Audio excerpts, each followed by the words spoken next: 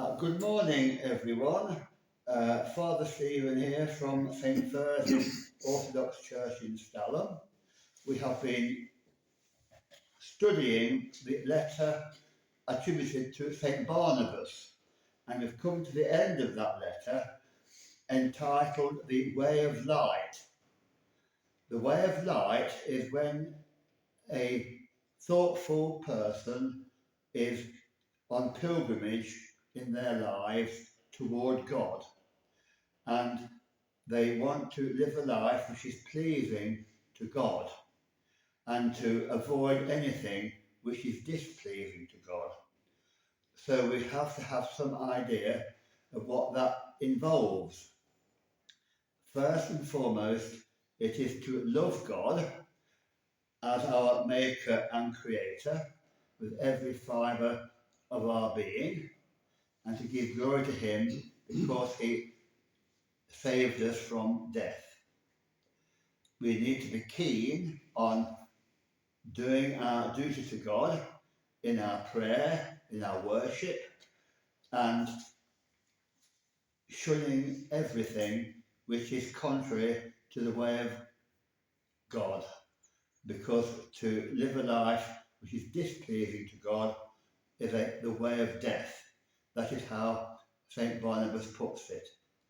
So we abhor anything that is displeasing to God, and to hold every form of hypocrisy with detestation.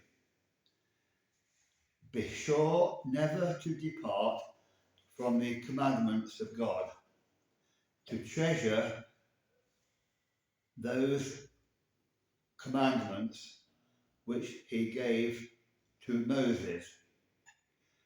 And also, we should not only love God with every fibre of our being, but also to love our neighbour as well. And he makes a particular point of never ever having anything to do with the killing of an unborn child or to destroy its life after its birth. That is abhorrent to God and to the early church. And do not withhold your hand from your own son or daughter, to bring them up in the fear and nurture of God. So St. Barnabas speaks here of the importance of disciplining our children and not to let them get away with bad ways. He also goes on to say that we should on no account be greedy of gain, but to be keen on giving to others.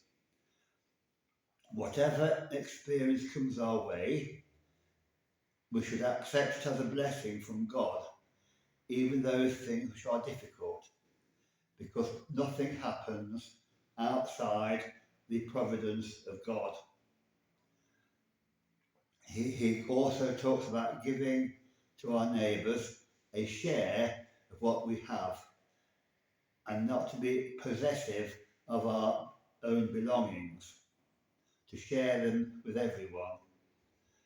And also, he also speaks upon the need for modesty, a need for humility, and a need for quietness, and not to be inclined to speak every 5 minutes, but to keep our tongue quiet and to not be insistent on our own opinion all the time.